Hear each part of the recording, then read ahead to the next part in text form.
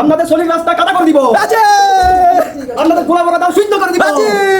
শান্ত নেতা আর কিছু বলবে। সংগ্রামী ভাই ও বোনেরা, আপনারা সবাই জানেন আমাদের মাঝে এসে উপস্থিত হবেন জননেতা সুজয় ভাই, যিনি এই দেশের পথের প্রান্তরকে বানিয়েছেন খাল এবং রাস্তা খুঁড়ে খাল বানিয়েছেন, যার নামে বাথরুমের দরজা কাঁপে, যার নামে পথের প্রান্তরে এখনো ভূমিকম্প হয়।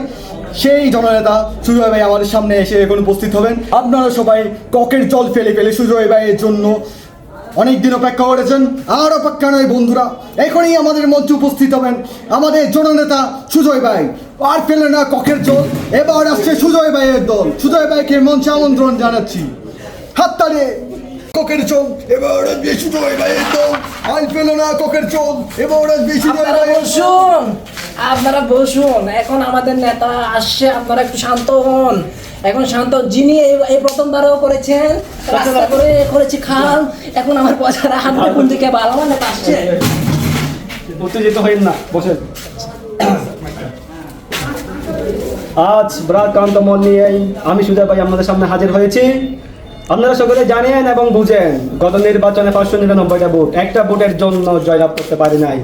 তো এবারে আশা আছে একটা ভোট যাতে জয়লাভ হয়ে যায়। এবং আপনারা দেখবেন আমার সেনাপতি বলেছে রাস্তা কুড়ে করেছে কাল, প্রজারা খেলবে কোথায় বল।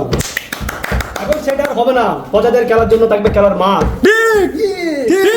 শান্ত হন, আপনারা শান্ত মাঠে খেলুক, মাঠে খেললে থাকবে মাঠের খেলোয়াড়, মাঠে খেললে থাকবে কাঠের ব্যবস্থা।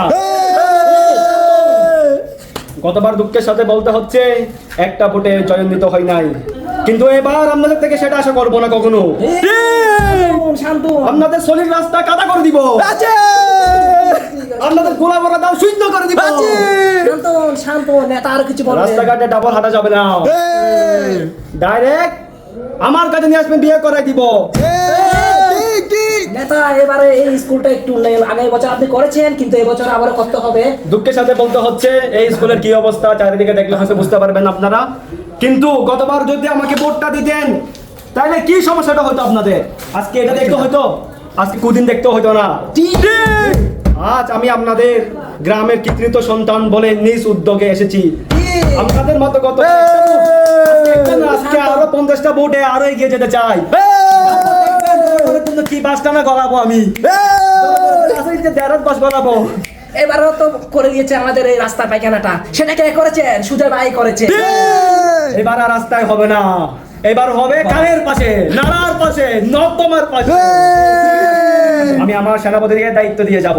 সেনাপতি, তুমি এদিকে সবগুলো খেয়াল রাখবা, এখন পারলে জনগণকে দেখাত করে দিবা। আসেন আজকে আমাদের আরো কাজ আছে।